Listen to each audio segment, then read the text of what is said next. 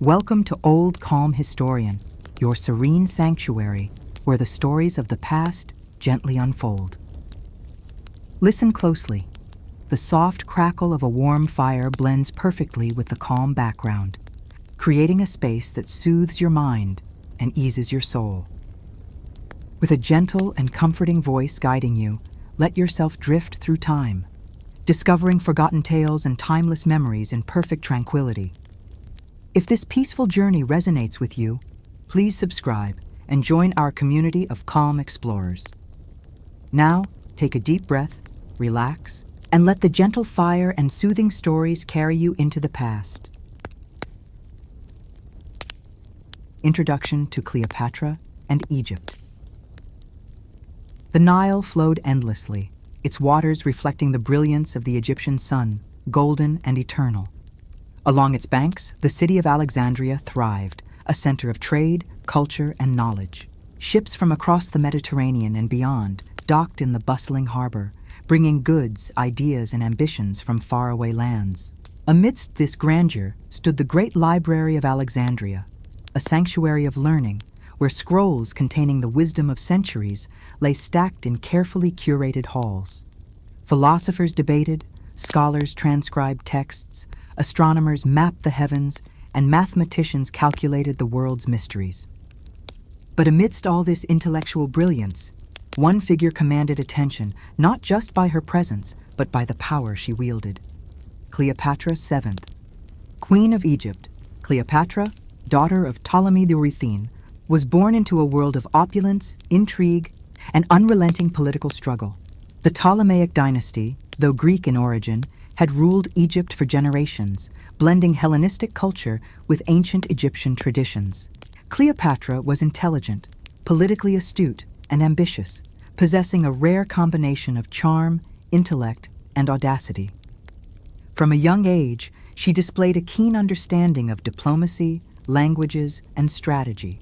She could speak multiple languages, including Egyptian, Greek, and Latin, allowing her to communicate directly with rulers, diplomats, and traders. But her true strength lay not just in her knowledge, but in her ability to manipulate perceptions, a skill that would define her reign and legacy. By the time Cleopatra ascended the throne, Egypt was in turmoil. The kingdom was weakened by internal strife and external pressures, particularly from the rising power of Rome. Her brother, Ptolemy III, ruled jointly with her, but the relationship was fraught with tension, ambition, and mistrust. Cleopatra understood that survival in this environment required more than mere lineage.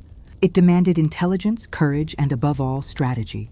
She carefully studied her enemies and allies alike, weighing their intentions, observing their actions, and anticipating their moves. The Roman Republic was a looming presence, its influence extending across the Mediterranean. Generals, senators, and politicians had their eyes on Egypt's wealth and strategic position. Cleopatra recognized the duality of this power. It was both a threat and an opportunity. Aligning with Rome could secure her throne, strengthen Egypt, and enhance her influence. Resisting Rome could invite destruction. Thus, the seeds of a fateful alliance were sown, rooted in careful calculation, seduction, and political acumen. Cleopatra's rise to power was marked by cunning and resilience. When her father died, the throne passed to her brother, Ptolemy III, with Cleopatra initially sharing power. But their relationship quickly deteriorated. Court intrigues, rival factions, and betrayal threatened her very existence. Cleopatra was forced into exile, seeking refuge among loyal supporters, while her brother and his advisors attempted to consolidate control. Despite the danger, she never wavered. She plotted her return meticulously, cultivating allies, securing resources, and preparing for the moment when she would reclaim her throne. It was during this time of uncertainty that Cleopatra's first encounter with Julius Caesar would occur, a meeting that would alter the course of history. Caesar, a formidable general and politician, had come to Alexandria pursuing his own political objectives, embroiled in the civil conflicts that gripped Rome. Cleopatra recognized the potential of this encounter, understanding that forging an alliance with Caesar could provide the military and political support needed to defeat her rivals. But such an alliance would require more than strategy. It would require the performance of power, intellect, and charm, a combination Cleopatra had perfected. One night, under the cover of darkness, Cleopatra devised her legendary entry to Caesar's presence. Hidden in a rug, or according to some accounts, a linen sack, she was carried into the royal palace, her boldness and ingenuity capturing the imagination of all who witnessed it. When the rug was unfurled, Cleopatra emerged, radiant and commanding, a figure of both beauty and authority. Caesar, taken aback by her audacity and composure, recognized in her a ruler of extraordinary capability and potential. Their initial meeting was a delicate dance of words, glances, and unspoken intentions. Cleopatra spoke with clarity and confidence, demonstrating her intellect and understanding of statecraft. Caesar, intrigued and impressed, began to see the strategic advantage of supporting her claim to the throne. Their alliance was solidified not merely by personal attraction, but by mutual benefit. Cleopatra's return to power was swift and decisive, aided by Caesar's military forces. Together, they overcame Ptolemy III and his faction, restoring Cleopatra as the sole ruler of Egypt. The queen's authority was now unchallenged, her position strengthened not only by her own abilities, but by the backing of Rome's most powerful general. Yet, even in triumph, Cleopatra understood the precariousness of her situation. The alliance with Caesar, while advantageous, also tethered Egypt's fate to the political currents of Rome, currents that were often violent, unpredictable, and dangerous. Cleopatra's reign following her restoration was marked by ambitious projects, political maneuvering, and personal diplomacy. She sought to enhance Egypt's wealth, stability, and influence, commissioning architectural projects, engaging in trade agreements, and cultivating alliances with both regional rulers and Roman politicians. Her court became a hub of culture and intellect, attracting scholars, artists, and diplomats from across the known world. But behind the splendor lay the constant tension of power. Plots, betrayals, and rivalries threatened to undermine her authority at every turn. It was during this period that Cleopatra and Caesar's relationship deepened, evolving from political convenience to personal intimacy. Their liaison was as much about passion as it was about strategy, intertwining the personal with the political in a way that would shape the destinies of both Egypt and Rome. Cleopatra bore a son, Caesarion, a living symbol of this union, further entwining her lineage with Roman power. Yet despite the seeming stability, the specter of danger loomed. Cleopatra's enemies, both within Egypt and in Rome, were never far from plotting her downfall. Every decision, every movement, every word was calculated, balancing ambition, survival, and influence. Cleopatra's life, even at this early stage, reflected the complex interplay of politics, seduction, and intellect. She was neither merely a figure of beauty nor simply a ruler. She was a strategist, a diplomat, and a survivor. Her ability to navigate treacherous waters, to turn potential threats into allies, and to wield influence with subtlety and force marked her as one of the most remarkable figures in history. The Nile flowed on, eternal and unchanging, witnessing the rise of a queen whose story would echo through the ages. A tale of power, love, betrayal, and the indomitable will of a woman who dared to shape her own destiny. Cleopatra and Julius Caesar, the alliance and the struggle for power. The sun rose over Alexandria, casting a golden glow upon the city and the mighty Nile. The river, eternal and silent, reflected the bustling life along its banks, merchants shouting prices for silks and spices, sailors unloading goods from faraway lands, children darting through crowded streets, and priests chanting solemn hymns to the gods of Egypt. The city was alive, a testament to centuries of civilization, culture, and conquest. Yet beneath this vibrancy, the heart of power pulsed in the royal palace. A vast complex of marble halls, gilded columns, and secret passageways where every word, gesture, and glance carried significance. Cleopatra VII, the young queen, moved through these halls with the confidence of one who understood that her survival and her kingdom's fate rested upon her intellect, her charm, and her ability to manipulate both. Her recent return to the throne, aided by Julius Caesar, had not brought peace. Alexandria, though restored to her rule, simmered with unrest. Factions loyal to her brother Ptolemy XIII lurked in shadows, plotting revenge. Advisors whispered conspiracy in the corridors, and even some of Cleopatra's most trusted allies feared the reach of Roman influence. Yet Cleopatra saw opportunity in every challenge. She recognized that Caesar was both protector and potential threat. To navigate this precarious balance, she had to employ all her skill in diplomacy, seduction, and strategy, ensuring that the alliance served Egypt's interests above all else. Their first formal meeting was etched into memory as a moment of both tension and theatricality. Cleopatra, concealed within a rolled-up rug according to some accounts, was brought before Caesar under cover of darkness. When the rug was unfurled, she emerged not as a vulnerable exile, but as a figure of authority and presence. Her eyes met his with intelligence and audacity. Her voice carried clarity and command. Caesar, a man accustomed to power and cunning, recognized immediately that he faced not a mere princess, but a sovereign equal, someone capable of understanding the complexities of statecraft and the subtleties of influence. Their dialogue was measured yet charged with unspoken potential, a meeting of minds that would shape the future of two great civilizations. Cleopatra's rise to power following that encounter was swift and calculated. With Caesar's military support and her own loyal followers, she confronted Ptolemy XIII's forces. Alexandria became a chessboard of strategy, the streets filled with the march of soldiers, the clash of steel, and the tension of political maneuvering. Cleopatra herself moved among her allies and generals, directing actions, observing enemies, and making decisions that would determine the outcome of the conflict. Every move was deliberate, every word a tool in the delicate dance of politics and war. Caesar's presence brought both advantage and risk.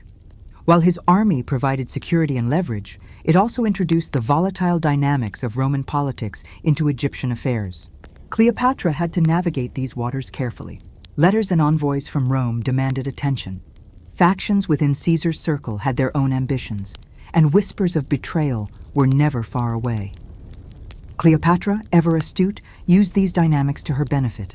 She demonstrated intellect, charm, and strategic foresight, turning potential threats into allies and reinforcing her position as Egypt's true ruler. Amidst the political machinations, Cleopatra and Caesar developed a personal relationship that intertwined with their political alliance. Shared victories and challenges forged a bond of trust and mutual recognition. Cleopatra's intelligence and beauty captivated Caesar, while his decisiveness and strength inspired respect and admiration in her. Their union was both a merger of hearts and a convergence of political necessity. Cleopatra bore a son, Caesarion, symbolizing both the intimate and strategic dimensions of their alliance. This child represented a tangible link between Egypt and Rome, a living testament to the intertwining of dynasties and ambitions. The Queen's governance during this period was marked by initiatives to stabilize and strengthen Egypt. She invested in the city's infrastructure, promoted trade and economic prosperity, and patronized the arts and sciences. Alexandria flourished under her rule. The library continued to amass knowledge, temples and monuments echoed with religious devotion, and the streets thrummed with commerce and culture. Yet Cleopatra never allowed the grandeur of her court to obscure the ever-present undercurrents of danger. She monitored rival factions, suppressed conspiracies, and maintained a network of spies and informants to anticipate threats before they could materialize. Caesar, meanwhile, balanced his support for Cleopatra with his own political ambitions in Rome.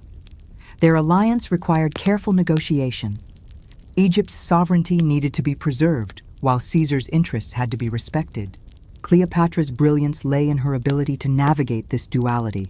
She presented herself as a loyal ally, yet subtly ensured that Egypt's priorities were never subordinated. Every banquet, audience, and ceremony was a performance of diplomacy. Every conversation, an opportunity to reinforce her position. Cleopatra's intelligence and foresight allowed her to turn events to her advantage, ensuring that both her personal safety and her kingdom's stability were maintained. The conflicts of the period were not only external, but internal. Cleopatra faced challenges from courtiers, military leaders, and even members of her own family. Factional disputes threatened to destabilize the fragile peace. Loyalty was tested and plots abounded. Cleopatra's leadership was defined by her ability to anticipate treachery, neutralize threats, and command loyalty through both reward and intimidation. She cultivated a reputation as a queen who was not only beautiful and intelligent, but also decisive, formidable, and unyielding. Her presence in the palace was magnetic. Her influence extended beyond her immediate circle, touching every aspect of governance, trade, and diplomacy. Despite the constant tension, Cleopatra's relationship with Caesar also allowed for moments of strategy, reflection, and personal connection. They discussed plans for Egypt's economic growth, military preparedness, and cultural development. Their dialogues often blended the practical with the philosophical, the tactical with the personal.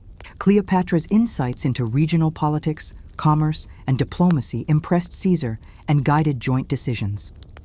In turn, Caesar's experience in Rome's political and military arenas provided Cleopatra with a broader understanding of the forces shaping the Mediterranean world. Together, they formed a partnership that combined intellect, ambition, and mutual respect, each influencing the other while pursuing their intertwined goals. The queen's ability to wield power, influence perception, and balance complex political realities established her as one of history's most remarkable leaders. Cleopatra's story during this period was one of resilience, strategy, and audacity. She understood that power required more than force. It demanded foresight, subtlety, and the ability to inspire loyalty. Every encounter, from private council to public ceremony, was an opportunity to strengthen her position, secure her legacy, and advance her vision for Egypt. The Nile, witness to the rise and fall of dynasties, reflected the enduring brilliance of a queen whose intelligence, charm, and political acumen allowed her to shape her own destiny amid the turbulent currents of history. Cleopatra's reign in alliance with Caesar was a defining period in her life, a moment when intellect, courage, and strategy converged to secure her throne, protect her people, and assert Egypt's significance on the world stage. Her actions during this time would echo through history, demonstrating the enduring power of a leader who understood that survival, influence, and legacy were intertwined in the delicate fabric of politics, ambition, and human desire. The queen's story was far from complete, yet even at this stage, her brilliance illuminated the corridors of power, leaving an indelible mark on the annals of time. Cleopatra and Julius Caesar, the heart of the alliance. The evening air in Alexandria was heavy with the scent of lotus flowers and the cooling Nile breeze. Candles flickered in the palace corridors, casting dancing shadows on the ornate walls adorned with murals of gods, kings, and legendary conquests. Cleopatra, seated on a low divan by the river-facing balcony, allowed herself a rare moment of reflection. The events of the past weeks, the battle to reclaim her throne, the tense negotiations, the maneuvering between allies and enemies, had left her both exhilarated and exhausted. And yet, despite the weight of responsibilities, one thought lingered above all others: Julius Caesar. She remembered the first time their eyes had truly met. It was not the formal meeting in the throne room, nor the initial strategic conversations. It was a fleeting moment in the quiet of the palace gardens, away from the scrutiny of guards and courtiers, where Caesar had looked at her not as a ruler needing assistance, but as a woman of extraordinary intelligence, charm, and presence. The intensity of that gaze had unsettled her, stirred something deep within, a recognition that in him she had found not just an ally, but an equal who could see beyond the trappings of power into the essence of her being. Cleopatra's heart beat faster as she recalled the countless hours they had spent together, walking along the banks of the Nile, discussing Egypt, Rome, philosophy, and sometimes nothing at all. Just the flow of the river and the whisper of the wind. Caesar had a way of listening that made her words feel not merely heard, but understood. In his presence, she could be both queen and woman, strategist and dreamer, lover and confidant. And though the world outside these walls demanded cunning and vigilance, inside these moments there was a freedom, a vulnerability that neither had yet dared to fully name. One evening, As the sky deepened into shades of violet and gold, Caesar joined her on the balcony, his eyes catching the last rays of the setting sun. "You seem lost in thought, my queen," he said softly, his voice carrying a warmth that made Cleopatra's pulse quicken. She smiled, a mixture of amusement and longing. "Perhaps," she replied, her voice a whisper, "or perhaps I'm only considering how fortunate we are, against all odds, to be here in this moment." Caesar stepped closer, the distance between them shrinking. He placed a hand gently on the balustrade, his fingers brushing against hers. "Fortunate?" he repeated, his gaze searching hers. "Fortunate does not begin to describe it. I have walked through battles, conspiracies, and betrayals, yet I have never encountered a mind like yours, Cleopatra, nor a heart as compelling." A flush rose to her cheeks, though she quickly masked it with composure. Cleopatra had long understood the power of perception, the careful balance between vulnerability and control. Yet in Caesar's presence, the carefully constructed barriers within her seemed to dissolve. She allowed herself a small, genuine smile. "And yet," she murmured, "we must remember that this closeness is both a strength and a danger. There are eyes everywhere, waiting to twist even the smallest gesture into scandal or accusation." Caesar's response was a mixture of tenderness and resolve. "Let them watch, Cleopatra. Let them whisper. We know the truth, and that is what matters." He reached out, lifting her hand to his lips, pressing a kiss to her skin that sent a shiver through her. The gesture was intimate, personal, a silent acknowledgement of trust and desire that needed no words. Cleopatra's heart swelled with a mixture of longing and relief. In a world of treachery and political machinations, these moments, rare and fleeting, were theirs alone. The intimacy between them grew slowly, naturally, as though time itself bent around their connection. They shared quiet meals, their hands occasionally brushing across the table. They walked through private corridors, speaking in half-whispers about the day's events, about their hopes, and about moments of vulnerability rarely revealed to anyone else. Cleopatra learned to recognize the subtle ways Caesar expressed affection, through a glance, a touch, a slight hesitation before speaking. In turn, Caesar discovered Cleopatra's playful humor, her curiosity about the world, her sharp intellect that could cut through deception and pretension alike. As days turned into weeks, the romance deepened, intertwined inseparably with the ongoing political realities. Even in private, their conversations often circled back to matters of the kingdom: how to maintain stability, how to balance Rome's influence, and how to protect Egypt's sovereignty. Yet these discussions were framed with an intimacy and mutual respect that transformed strategy into collaboration, plans into shared purpose. Each decision, though political in nature, became an expression of trust, a demonstration of commitment to each other as much as to their respective nations. One night, alone in the glow of lamplight and the distant reflection of the moon upon the Nile, Caesar whispered into Cleopatra's ear as he held her close, "I cannot imagine facing the future without you at my side. Not merely as ally, not merely as queen, but as the woman I desire." Cleopatra rested her head against his chest, feeling the warmth of his heartbeat, the steady rhythm that mirrored the river's flow. She allowed herself a rare sigh of surrender, of relief, of recognition that in this man she had found not just a partner in power, but a partner in life. Their union, though intensely personal, inevitably affected those around them. Courtiers and advisors speculated, spies reported whispers to Rome, and the court of Alexandria became a place where private passion intersected with public curiosity. Cleopatra, ever aware of perception, learned to navigate these waters delicately, allowing the romance to flourish without endangering the careful political balance she maintained. She used the intimacy to strengthen alliances, to inspire loyalty, and to command respect, blending desire and strategy in a manner uniquely her own. Even in the most tender moments, danger lurked. Messages from Rome, news of shifting allegiances, and the constant presence of intrigue reminded Cleopatra and Caesar that their love existed within a fragile bubble, vulnerable to forces beyond their control. Yet it was precisely this vulnerability that intensified their connection, the understanding that every stolen glance, every whispered word, every touch was a rebellion against a world that demanded pragmatism over passion. The nights in Alexandria became a rhythm of clandestine meetings, shared confidences, and the quiet expression of affection. Cleopatra discovered in Caesar not only strength and intellect, but a profound emotional depth that resonated with her own desires for connection, understanding, and trust. In turn, Caesar found in Cleopatra a mind that could challenge him, a spirit that could inspire him, and a heart that could match the intensity of his own. Together, they created a private world within the grandeur and chaos of the palace, a sanctuary where desire, intellect, and loyalty intertwined. Their love, however, was not without consequence.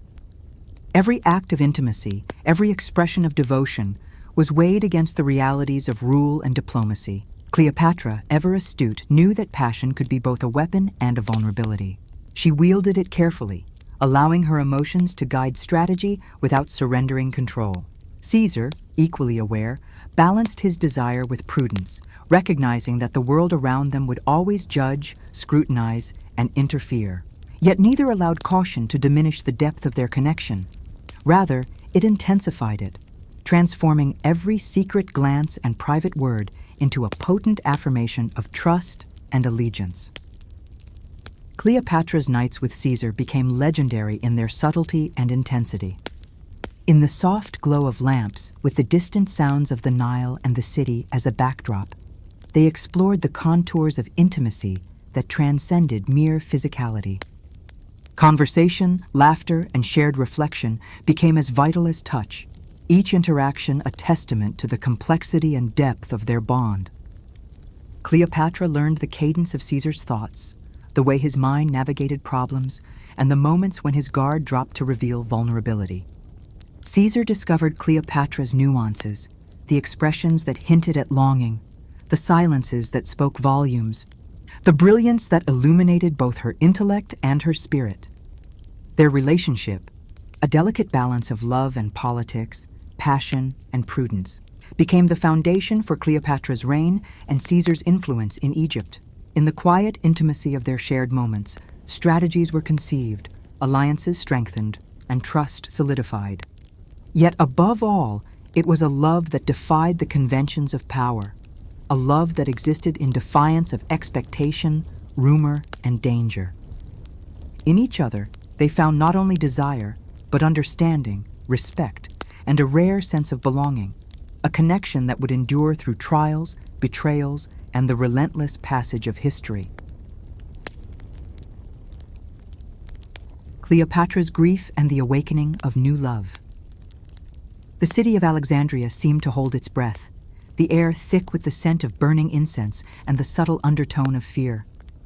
News of Julius Caesar's assassination in Rome had reached Cleopatra through a cautious stream of envoys, letters, and whispers carried by trusted couriers. The palace, once a sanctuary where her laughter and whispered confidences with Caesar had filled the halls, now felt hollow, the walls echoing with an emptiness she could not ignore. Cleopatra's heart, entwined with love, strategy, and the promise of a shared future, felt fractured, as if a part of the very rhythm of the Nile had been torn away. She walked along the balcony overlooking the river, her mind replaying every detail of her life with Caesar, the stolen smiles, the whispered conversations under the veil of night, the intimate moments where passion and intellect had intertwined, creating a bond that transcended mere politics. His voice seemed to linger in the air, as tangible as the scent of lotus blossoms carried by the evening breeze. Cleopatra pressed her hands against the marble railing, fighting to steady herself, to reconcile the reality of his death with the vivid memory of his presence. In the solitude of her chamber, she allowed herself the rare indulgence of grief. Tears, long restrained by the demands of power and the facade of strength, flowed freely. Cleopatra, who had mastered the art of public composure, now confronted the raw human emotion that Caesar's absence evoked. She spoke softly into the empty room, as though addressing him directly. "Why did they take you from me?" she whispered, her voice breaking. "What cruelty is this, that the world should deprive us of a future we fought so hard to claim. Days turned into nights, and nights blurred into a continuum of mourning and reflection. The queen withdrew from the public eye, her once lively presence in the palace replaced by moments of solitude and introspection. Yet, even in the depths of her grief, Cleopatra's mind remained sharp. She knew that the world had not paused with Caesar's death. Egypt still demanded a ruler, and her people looked to her for guidance, for hope, and for stability. The duality of her existence, heartbroken lover and sovereign, created a tension that defined her every action. She balanced mourning with the duties of governance, grief with the necessity of strategy, passion with prudence. It was during this period of solitude and introspection that Cleopatra first became aware of Mark Antony, one of Rome's rising generals whose reputation for courage, intellect, and charisma preceded him. Envoys spoke of his exploits with admiration, detailing his command in battles, his loyalty to allies, and the quiet intensity with which he pursued both personal and political objectives. Cleopatra, initially cautious, observed from afar, curious yet restrained. She had learned the dangers of hasty attachment, the volatility of political and personal entanglement, and the delicate art of discerning character beneath public persona. When Antony arrived in Alexandria under the pretext of alliance and support for Egypt's ongoing stability, Cleopatra could not ignore the immediate impression he made. Tall, imposing, and commanding, he carried himself with the confidence of a man accustomed to influence, yet his eyes revealed depth, intelligence, and a curiosity that mirrored her own. Cleopatra, ever perceptive, noted not just his outward appearance, but the subtleties of his demeanor. The way he listened intently, the slight furrow of his brow when contemplating complex situations, the flashes of humor and warmth that occasionally softened his otherwise formidable presence. Their first meeting was formal, set in the grand audience chamber, but undercurrents of mutual recognition flowed beneath the structured greetings and ceremonial pleasantries.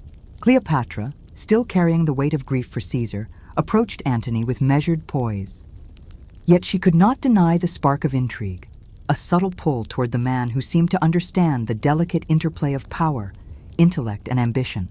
Antony, for his part, approached Cleopatra with respect, curiosity, and an awareness of the extraordinary mind and presence before him. Their conversation, while initially framed in diplomacy, quickly revealed shared intellect, wit, and an unspoken recognition of mutual ambition and desire. As days passed, Cleopatra and Antony's interactions deepened. Walks along the Nile, evening discussions in private chambers, and shared reflections on Rome and Egypt's intertwined fates created an intimacy that was both natural and charged with tension. Cleopatra found herself drawn to Antony not only for his charisma and intellect, but for the way he listened, truly listened, allowing her thoughts and emotions to flow without judgment or interruption. In his presence, she could mourn Caesar, yet begin to envision the possibility of new connection, new passion, and new alliance. One evening, as the sun dipped below the horizon and the sky blazed in hues of crimson and gold, Antony approached Cleopatra in the palace gardens. The air was heavy with the scent of night-blooming jasmine, the soft rustle of leaves creating a private symphony around them. "Queen Cleopatra," he began, his voice low and deliberate, "I have come to understand not just your kingdom, but you, the woman whose strength and intellect command not only nations, but hearts." Cleopatra turned to him, her eyes reflecting both caution and curiosity. "And what do you see, General Antony?" she asked, her tone light, masking the subtle tension beneath. "I see a woman who has loved, who has lost and yet remains unbroken," he replied, stepping closer, the distance between them shrinking with every word. "A woman who commands respect, inspires loyalty, and holds the power of the Nile itself in her presence. I see not merely a queen, but a woman whose heart, intellect, and spirit demand both admiration and desire." Cleopatra felt a shiver run through her, a mixture of intrigue, caution, and undeniable attraction. For the first time since Caesar's death, she allowed herself to feel a spark of anticipation, a flutter of hope that connection and passion could exist once more. Their relationship developed slowly. a careful blend of desire, trust, and mutual respect.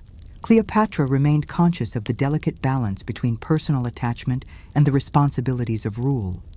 Yet Antony's presence offered a form of companionship and intimacy that transcended mere political calculation. Their conversations often wove between personal reflection and shared strategy, each revealing depth, insight, and emotion. Cleopatra found in Antony both confidant and lover, a man whose presence could console grief, ignite passion, and challenge intellect simultaneously. Late nights in the palace became a rhythm of secretive meetings. Quiet laughter, shared confidences, and moments of tenderness. Cleopatra, who had mastered the art of control and perception, now allowed herself to explore vulnerability, desire, and emotional openness in Antony's presence. Their intimacy was marked not only by physical closeness, but by a profound emotional resonance, a recognition that their connection, though born in a world of power and intrigue, could exist as something genuine, passionate, and enduring. Even as their bond deepened, Cleopatra remained acutely aware of the ever-present shadows of suspicion, gossip, and political complication. Every shared smile, every lingering touch was balanced by vigilance, awareness, and the subtle management of perception. Yet these very challenges intensified their connection, transforming each private moment into a sanctuary against the world's scrutiny, a space where intellect, passion, and trust converged. Cleopatra's heart, once shattered by loss, began to heal slowly, nurtured by Antony's presence, the gentle reassurance of shared understanding and the renewal of desire.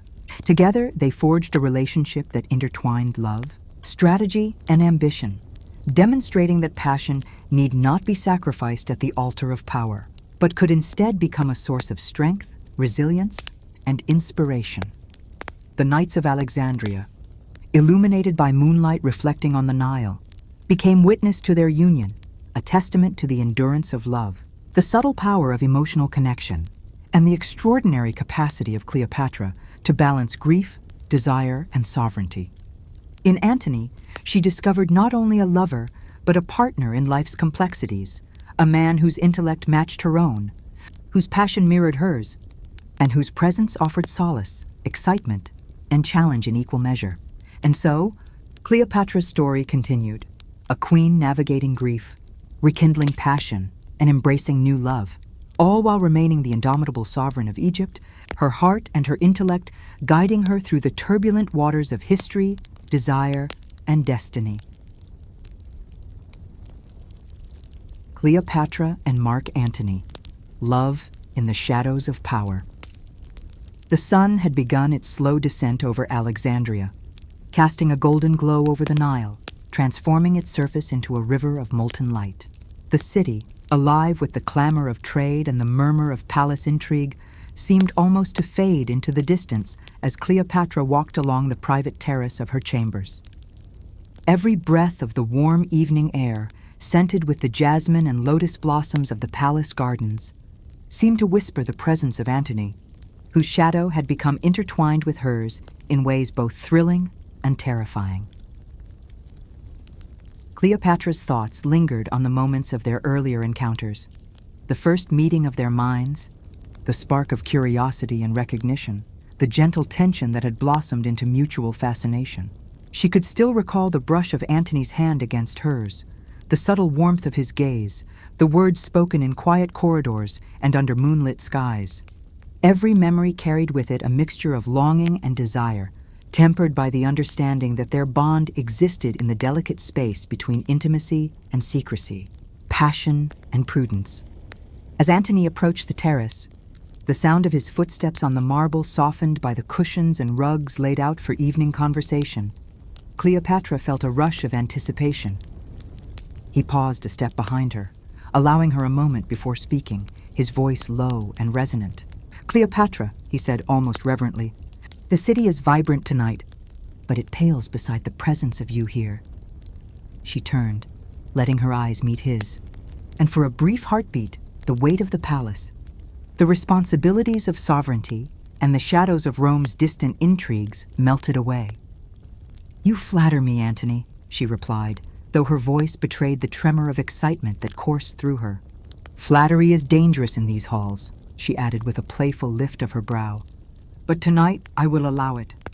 He smiled, a mixture of charm and quiet intensity, and took a step closer, closing the distance between them. "Tonight," he whispered, "the world is only us. The Nile, the stars, the scent of the gardens, they are witnesses to what the heart knows, what the soul craves." Cleopatra felt her chest tighten with an exhilarating mix of longing, caution, and recognition of the unspoken truth in his words. Their conversations, once formal and guarded, had evolved into exchanges that were at once playful, tender, and profoundly intimate. Cleopatra discovered in Antony a man who could match her wit, challenge her intellect, and yet allow space for vulnerability. He listened with attention that felt like devotion, responded with insight that sparked admiration, and touched her with subtle gestures that ignited desire without ever overstepping the delicate boundaries of discretion. Each interaction was a dance of emotional intimacy, a careful blending of intellect and passion that deepened their connection while navigating the ever-present scrutiny of courtiers and spies. One night, under the silver glow of the moon reflected on the waters of the Nile, Cleopatra and Antony found themselves alone in the secluded inner gardens of the palace. The world beyond seemed suspended, the distant noises of the city replaced by the rustle of leaves, the gentle lap of water, and the murmured sounds of night creatures. Cleopatra, seated on a stone bench adorned with cushions, allowed Antony to approach without constraint. Their eyes met, and for a moment, silence spoke what words could not. Antony knelt before her, taking her hands in his. "Cleopatra," he said, his voice almost breaking with intensity, "I have seen empires rise and fall, generals conquer and be betrayed. Yet never have I encountered a force as commanding, as intoxicating, as the woman before me. You are a queen, yes, but more than that.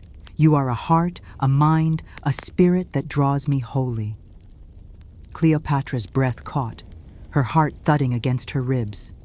She allowed herself to respond, not as a queen, but as a woman feeling desire and connection. "Antony, the world is cruel, and yet here we are," she whispered, her voice barely audible, "finding something that feels real." He leaned closer, and their foreheads touched, a gesture both tender and possessive. The air between them, charged with intimacy, charged with the unspoken promise of passion and the delicate thrill of secrecy. Antony's hand traced the line of her arm, a gentle, reverent exploration, and Cleopatra responded, leaning into him, surrendering briefly to the mixture of desire, trust, and the magnetic pull that had drawn them together from the first encounter. In the following days, their bond deepened, their encounters marked by an exquisite interplay of intellect and passion. Morning conversations over the balcony, hands brushing as they discussed plans for the palace, debates over literature, strategy, or poetry, became acts of intimacy as much as dialogue. Cleopatra found that Antony's presence brought warmth and vitality, not only to her personal life, but to the weight of her responsibilities. His counsel, his insight, and the steady assurance of his loyalty provided a rare sanctuary amid the ceaseless demands of the throne. Even in moments of vulnerability, their relationship retained a magnetic intensity. Cleopatra, who had experienced loss and betrayal, allowed herself to trust Antony, exploring the depths of emotional connection with a freedom she had not known since Caesar's death. Antony, recognizing the fragility and brilliance of her spirit, responded with patience, reverence, and a passion that respected both her sovereignty and her heart. Together, they explored a union that transcended simple affection, a connection that encompassed desire, intellect, and a shared vision of understanding and companionship. Their nights were filled with whispered words, shared laughter, and gentle explorations of intimacy. The palace, though alive with intrigue and the presence of advisors and courtiers, became a private stage for their love, a sanctuary where the complexities of power and duty could be set aside, if only for fleeting moments. Cleopatra discovered in Antony a lover whose attentiveness and subtlety matched her own, a man whose desire was tempered by understanding, and whose passion intertwined seamlessly with intellect and respect. As the weeks unfolded, Their connection became the heartbeat of Cleopatra's world. Each stolen glance, every fleeting touch, each shared confidence reinforced the bond between them. The intensity of their relationship was magnified by the ever-present tension of secrecy. The knowledge that the world outside the palace walls would never fully understand or condone such a union. And yet, within the cocoon of their private moments, Cleopatra and Antony forged a love that was as exhilarating as it was profound, a union of mind, heart, and body that defied expectation, convention, and the shadows of grief that still lingered from the past. Through Antony, Cleopatra rediscovered joy, desire, and the exhilarating power of being fully seen, fully understood, and fully desired. Their love, nurtured in the shadows of the palace and the secret corridors of Alexandria, became a testament to the resilience of the heart, the courage to pursue passion, and the enduring power of connection between two extraordinary souls. The Nile continued its eternal flow, witnessing the blossoming of a love that would be remembered through the ages. A love that intertwined with history, legend, and the indomitable spirit of Cleopatra, the last queen of the Nile. Cleopatra and Mark Antony, passion, doubt, and the intimacy of power. The first light of dawn filtered through the towering columns of Cleopatra's private chamber, bathing the room in a soft, golden glow. The Nile, stretching endlessly beyond the balcony, reflected the awakening sky in ripples of rose and silver. Cleopatra sat upon a velvet divan, her thoughts consumed by the duality that had become her life, the intensity of her love for Mark Antony, and the weight of the responsibility she bore as Egypt's queen. Their love, though passionate and fulfilling, existed in the tension between desire and duty, between heart and the intricate chessboard of the world outside these walls. Antony entered quietly, his presence both reassuring and electric. He crossed the chamber in measured steps, the subtle click of his sandals against the marble floor, signaling an intimacy known only to them. Cleopatra's gaze lifted to meet his, and for a fleeting moment, the burdens of empire, the whispers of intrigue, and the lingering shadows of grief from Caesar's death dissolved into the air between them. "My queen," Antony murmured, stepping close, his hand brushing hers. "The morning light seems less bright than your presence." His voice carried the familiar mixture of admiration and desire that had drawn Cleopatra to him, and that had deepened with each stolen glance and shared confidence over the past months. Cleopatra leaned back, letting her fingers entwine with his. "And yet," she said softly, "even in this golden hour, I cannot escape the shadow of what we must endure outside these walls. Love in isolation is simple. Love in the currents of history is far more intricate." Antony's gaze softened, a mixture of understanding and longing reflecting in his eyes. He knelt before her, pressing a gentle kiss to her hand. "Then let us make these moments ours, Cleopatra. Let the world intrude only at its peril. Here, now, we are free, free to love, to speak, to dream without fear." The intimacy between them was a delicate dance of trust, passion, and subtle understanding. Cleopatra, who had mastered the art of control, allowed herself the rare indulgence of vulnerability. She let Antony trace the curve of her arm, brush a strand of hair from her face, and whisper the words that made her pulse quicken. Each touch, each glance, each half-smile became a conduit for their emotional connection, a language of love and devotion that transcended mere words. As the days unfolded, Cleopatra and Antony discovered in each other a depth of intimacy that intertwined body, mind, and soul. They would spend hours in the palace gardens, hidden from prying eyes, where laughter, whispered confessions, and soft kisses created a sanctuary. Cleopatra reveled in Antony's attentiveness, his ability to read the unspoken, and the way he balanced desire with respect, passion with patience. Antony, in turn, found in Cleopatra a partner whose intellect matched his own, whose wit sparked joy, and whose beauty, both of mind and body, captivated him beyond measure. Yet the intensity of their love was accompanied by moments of doubt and anxiety. Cleopatra, acutely aware of the fragility of their situation, sometimes hesitated, wondering if the forces of history, envy, and political ambition would intrude upon the sanctuary of their connection. Antony, equally aware, reassured her with words, gestures, and the steadfast presence that had become both a shield and an anchor. The tension between fear and desire, between caution and abandon, became a rhythm that defined their intimacy, heightening the passion and deepening the emotional bond. One evening, under a sky strewn with stars, Cleopatra rested her head upon Antony's shoulder as they leaned over the balcony of the palace. The city below shimmered with torchlight, the Nile flowing silently like a mirror of eternity. Antony's arm encircled her, holding her close without words. After a long pause, he spoke, his voice carrying the weight of emotion he rarely allowed to surface. Cleopatra, you are extraordinary, in every sense. I have loved, I have known passion, yet never with such intensity, with such completeness. In you, I find both challenge and solace, adventure and peace. I fear losing this, losing you. Cleopatra lifted her gaze to meet his, her eyes reflecting both love and the burden of her thoughts. And yet, Antony, she replied, her voice low and steady, we are bound not only by desire, but by circumstance. Love in the shadows of duty is never free of consequence.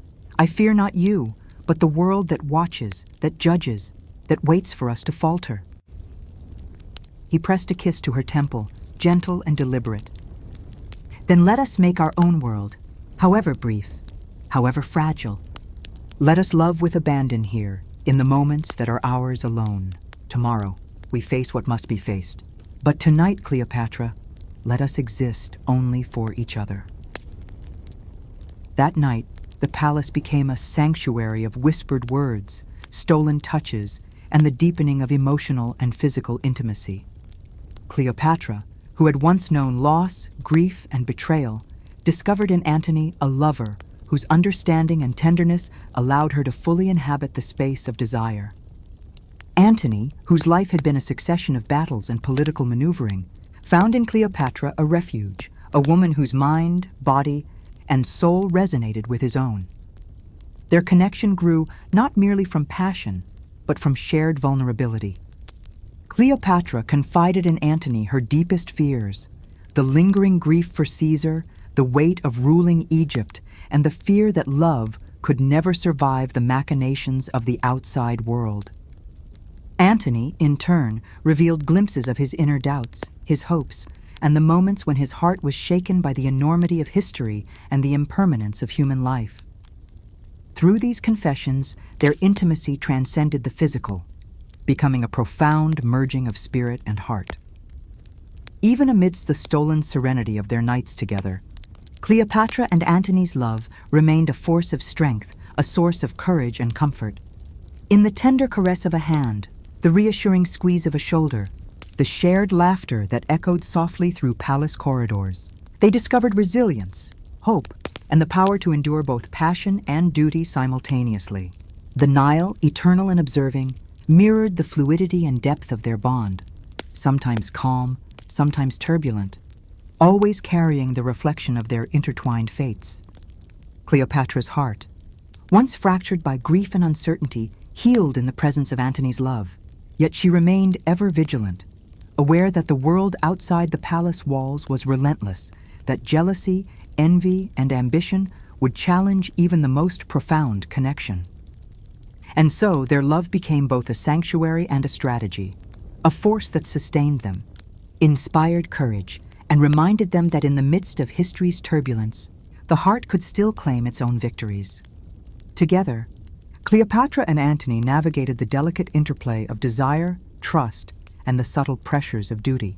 Every touch, every whispered word, every intimate glance became a testament to the endurance of love and the power of connection amidst the unyielding currents of time, ambition, and history. And as the stars reflected upon the waters of the Nile, the queen and her lover embraced a night of passion, vulnerability, and the quiet certainty that, whatever the world demanded, their hearts had found a home in each other. Cleopatra and Mark Antony, love amidst turmoil. The heat of the Alexandrian afternoon pressed down upon the palace. Yet within Cleopatra's private chambers, the air was alive with anticipation and tension. Antony had returned from a campaign along the eastern provinces, his armor still bearing traces of sand, sweat, and the weight of duty. Cleopatra, upon hearing of his approach, had awaited him in the inner sanctum, her heart a mixture of longing, relief, and a subtle unease that came from knowing the perils he faced. When Antony finally entered, his eyes immediately sought hers. The battles of distant lands and the pressures of military command were evident in the furrows of his brow and the firmness of his stance.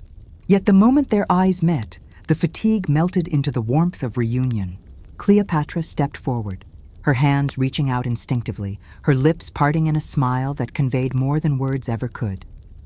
"Antony," she whispered, her voice trembling with emotion, "you return to me? Safe at last."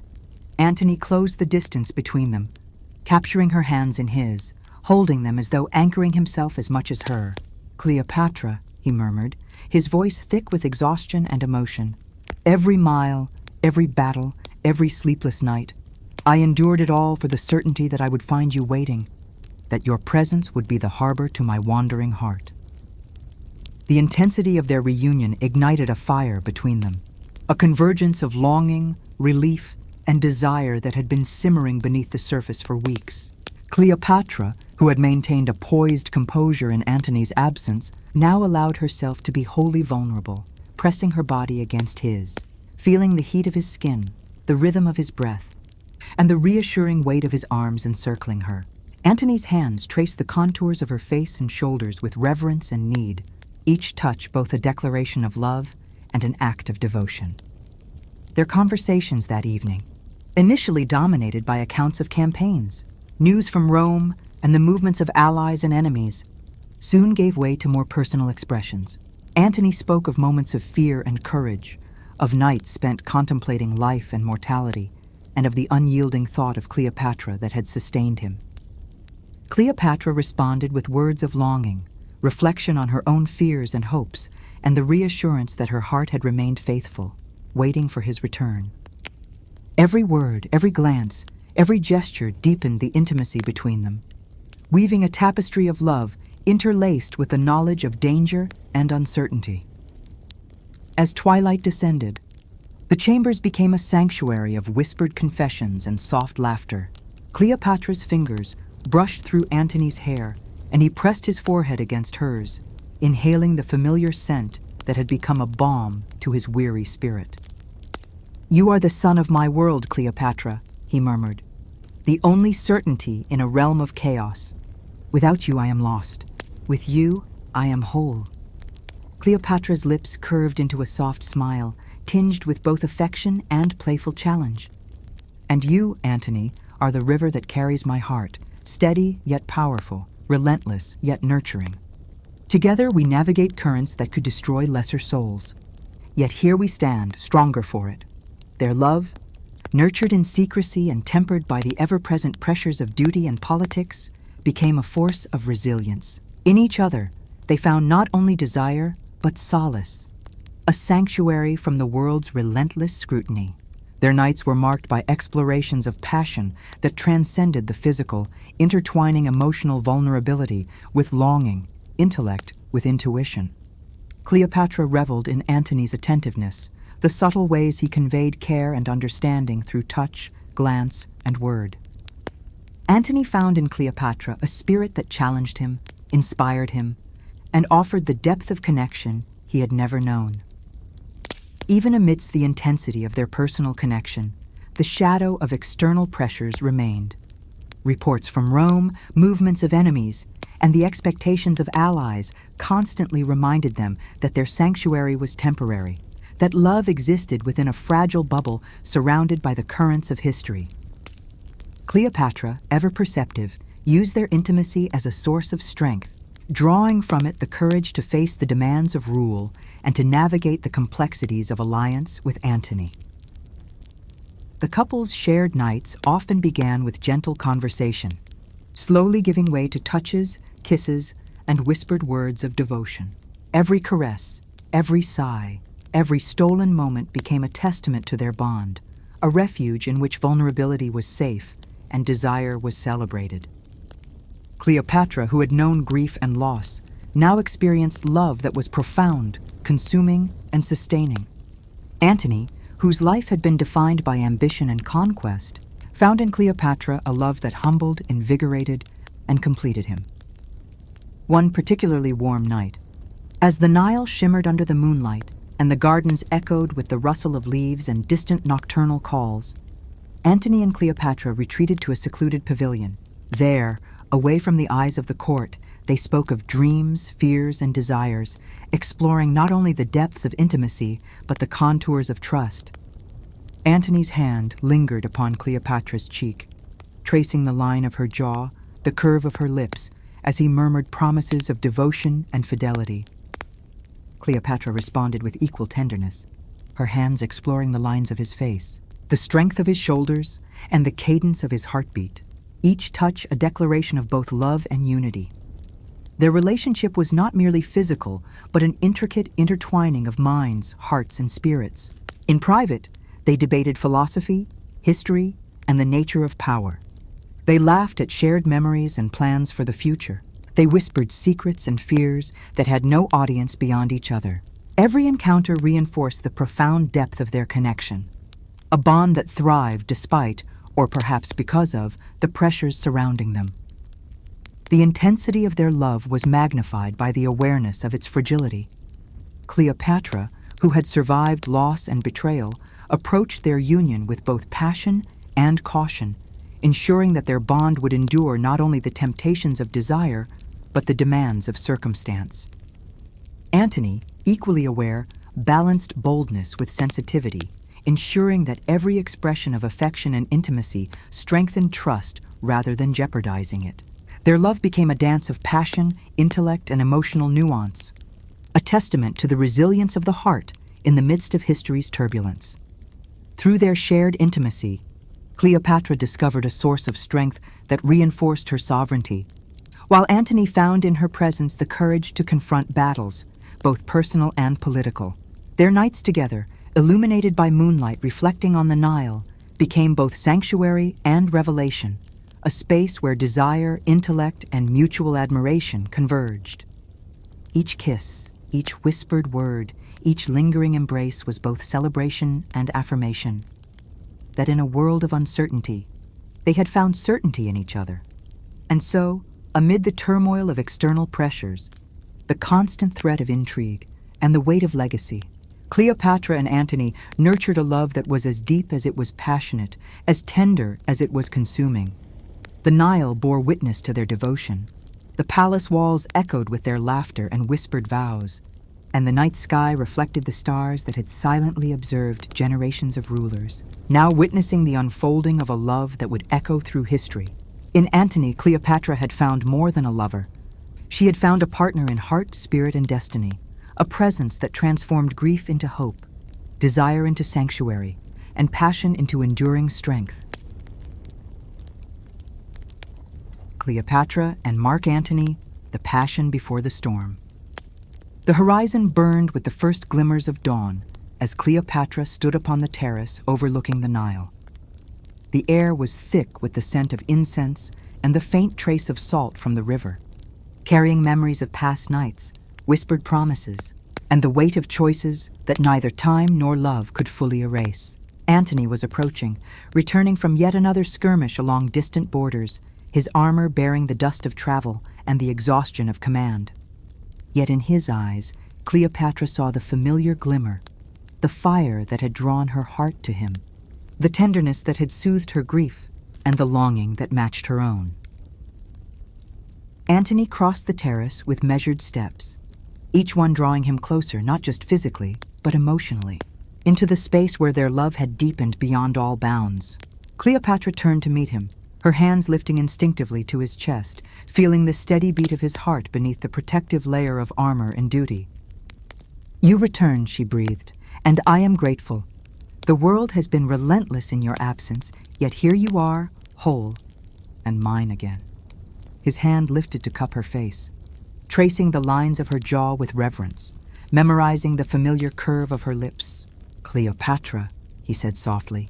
"No campaign, no battle, no storm could diminish what exists between us. Even amidst the chaos of the world, in the heart of danger, I carry you, always, everywhere. You are my sanctuary, my passion, my reason." The intensity of their reunion sparked an immediate convergence of desire and intimacy. Cleopatra leaned into Antony's embrace, feeling the heat of his body, the strength of his arms, and the protective certainty that his presence brought.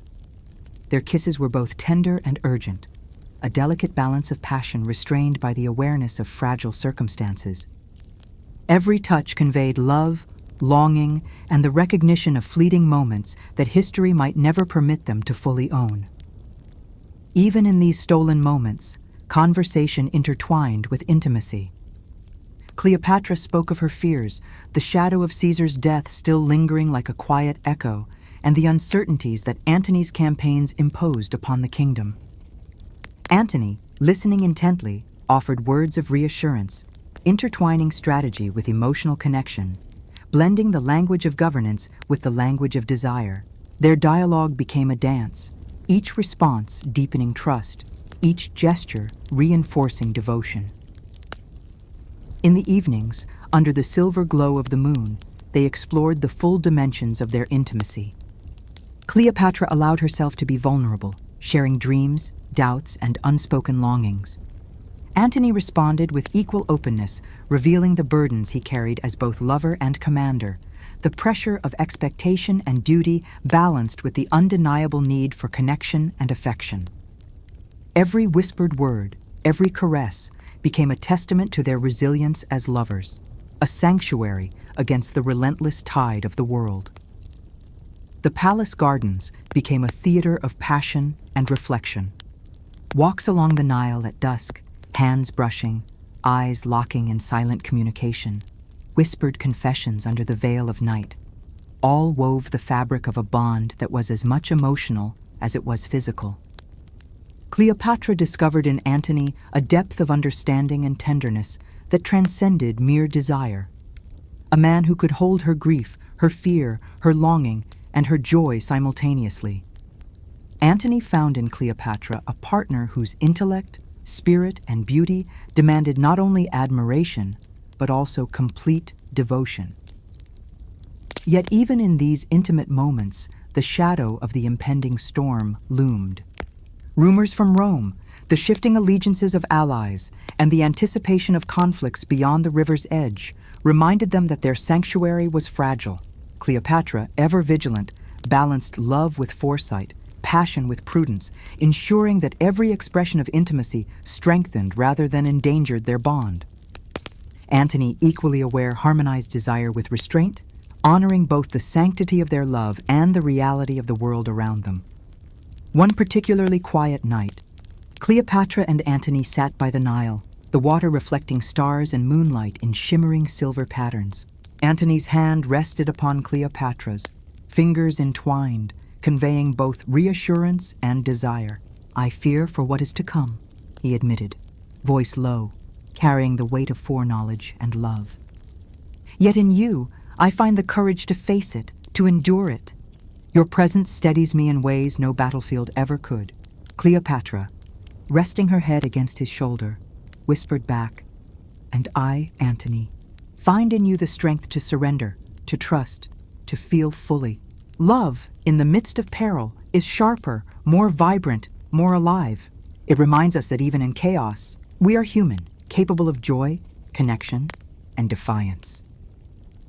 Their night unfolded in a tapestry of whispered desires, gentle touches, and deep explorations of passion and trust. Cleopatra's fingers traced patterns on Antony's chest, mapping the contours of his strength and vulnerability.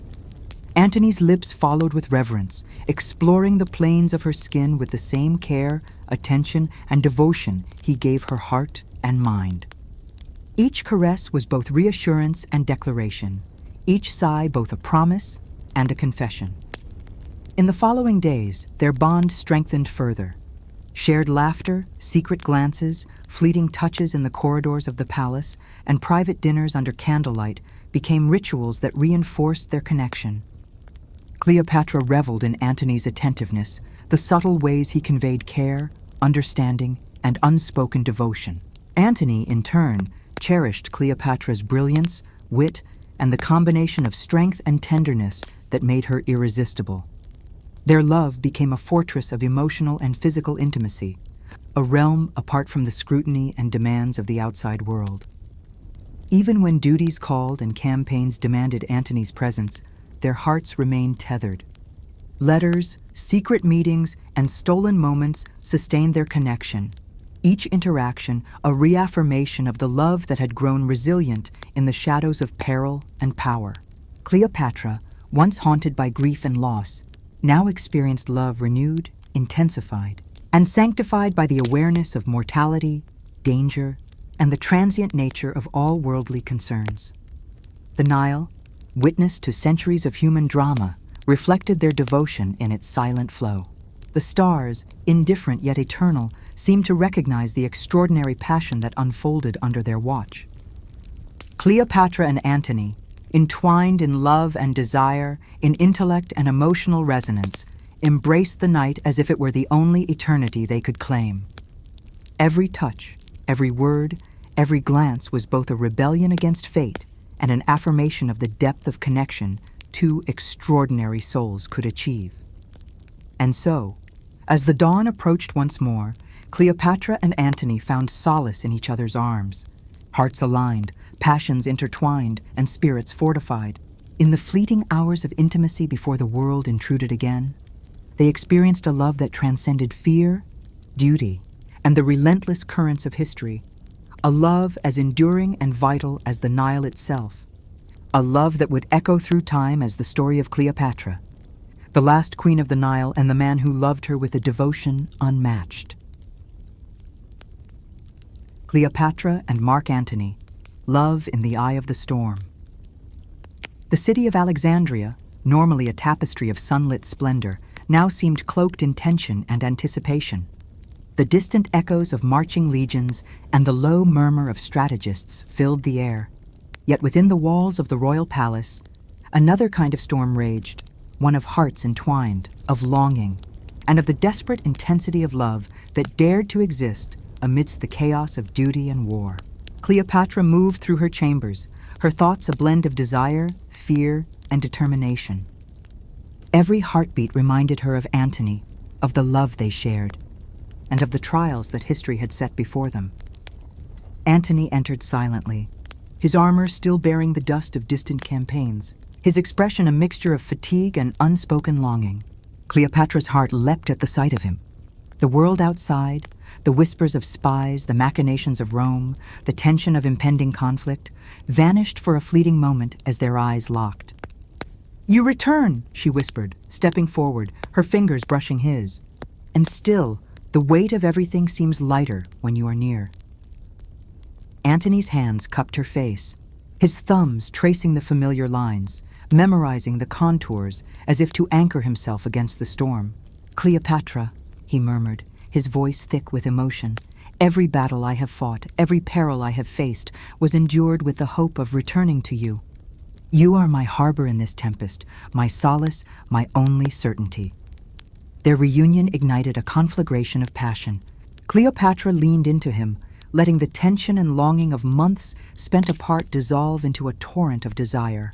Every touch, every kiss, carried the intensity of love forged in adversity, the yearning of hearts that had endured distance, grief, and the relentless pressures of power. Antony's hands roamed with reverence and urgency, each caress both a declaration of love and an acknowledgement of the fragility of their shared moments. In the sanctuary of Cleopatra's private chambers, their connection deepened beyond mere physicality. Words flowed alongside touches, laughter intertwined with whispered confessions, and every glance became a pledge of devotion. Cleopatra shared her fears, the shadow of Caesar's death still haunting the edges of her thoughts, and the anxiety wrought by political intrigue. Antony, in turn, bared his own vulnerabilities, the weight of command, the uncertainty of loyalty among his men, and the constant threat of betrayal. In each other, they discovered refuge, understanding, and a depth of intimacy that transcended circumstance. The palace gardens became their secret world. Twilight walks along the Nile, hands entwined, eyes communicating volumes unspoken, and moments of quiet reflection amidst the lush foliage allowed their love to flourish in stolen pockets of time. Cleopatra discovered in Antony a lover attuned to her every nuance, a man who could navigate both her intellect and her emotion with sensitivity and intensity. Antony found in Cleopatra a woman whose brilliance, wit, and spirit challenged and inspired him, creating a union that was both fiery and tender, passionate and profoundly respectful. Even as their love reached new heights, the shadows of duty and danger loomed ever closer. Reports from Rome, shifting alliances, and the approach of enemy forces reminded them that their sanctuary was fragile, their stolen moments precious and finite. Cleopatra, ever the strategist, balanced passion with prudence, ensuring that their intimacy strengthened rather than jeopardized their shared position. Antony, equally aware, harmonized boldness with care, passion with restraint, honoring both Cleopatra's sovereignty and their profound connection. On a particularly warm evening, beneath a sky scattered with stars and mirrored in the silvered Nile, Cleopatra and Antony retreated to a secluded pavilion. The world outside seemed to pause, holding its breath as they explored the full extent of their connection. Antony's hands lingered upon Cleopatra's face and shoulders, conveying both desire and unwavering devotion. Cleopatra responded with a vulnerability rarely displayed, her fingers tracing the lines of his face, the strength of his shoulders, and the cadence of his heartbeat. Each gesture, each whisper, each kiss became a sacred act, a defiance against the pressures of history and a celebration of their union. Their intimacy was not merely a release of desire, but an intricate interweaving of emotion, trust, and passion. They debated philosophy, strategy, and the nature of power in soft, playful tones, their minds as entangled as their bodies. Laughter, teasing, and quiet moments of reflection punctuated the night, reinforcing their bond and creating a sanctuary where vulnerability could exist without threat, and passion could be expressed without restraint. Cleopatra and Antony's love became a force of resilience in a world fraught with uncertainty. Every touch, every glance, every whispered word became a lifeline, a means of anchoring one another amidst the currents of intrigue, duty, and the relentless pressure of history. Their hearts were intertwined, their spirits aligned, and their passion was a shield against the encroaching chaos. As dawn approached, the palace walls bore witness to their union, the quiet of early morning punctuated by soft whispers and lingering touches. Cleopatra rested her head against Antony's chest, listening to the rhythm of his heartbeat, feeling the strength and warmth of his body. Antony pressed a final kiss to her forehead, a vow of love unspoken yet fully understood. In that moment, the world beyond the terrace, the Nile, the city, the armies, all seemed distant and irrelevant. Here, in this fragile sanctuary, their love was absolute, enduring, and unassailable. Even as conflict loomed on the horizon, Cleopatra and Antony's hearts had found their center in each other. Love had become both sanctuary and weapon, a force that could fortify courage, soothe fear, and inspire defiance. Every caress, every sigh, every shared glance was a testament to the power of connection amidst peril. A reminder that even in the eye of history's storm, passion, trust, and devotion could create a world of their own making. And so, amid the encroaching shadow of battle, political treachery, and the relentless passage of time, Cleopatra and Antony held fast to each other. Their love, forged in adversity, tempered by longing and intensified by desire, stood as a testament to the enduring power of the heart, a love that would echo beyond the Nile, beyond Alexandria, and beyond the confines of history itself. Cleopatra and Mark Antony, the last passion. The city of Alexandria lay in restless anticipation, the scent of incense mingling with the heavy electric air of impending events. Cleopatra paced the balcony of her private chambers, the Nile stretching endlessly beyond, reflecting the crimson hues of a setting sun. Her heart beat in rhythm with the distant drums of war, her mind a turbulent sea of longing, fear, and desire. Every thought returned to Antony. His return, his touch, his voice, the intimacy they had shared, and the love that had grown amidst the shadows of power and peril. Antony arrived in the quiet of evening, his presence at once commanding and tender. Cleopatra turned, her hands reaching for him instinctively, feeling the warmth and strength of his body as he drew near. "Antony," she breathed, "every moment apart felt like a lifetime, and now we have but hours to be together before the storm comes again." He took her hands, pressing them gently against his chest. "Cleopatra," he murmured, "you are the pulse in my veins, the fire in my soul.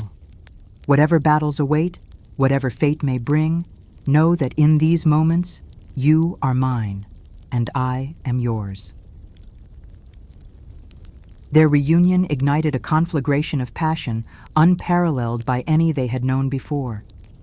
Cleopatra pressed herself to him, the world beyond the palace dissolving as desire, tenderness, and longing consumed them. Every kiss, every touch, every whispered word carried the weight of months of longing, fear, and unyielding love. Antony's hands explored with reverence and intensity, memorizing the contours of her body as if engraving them upon his very soul.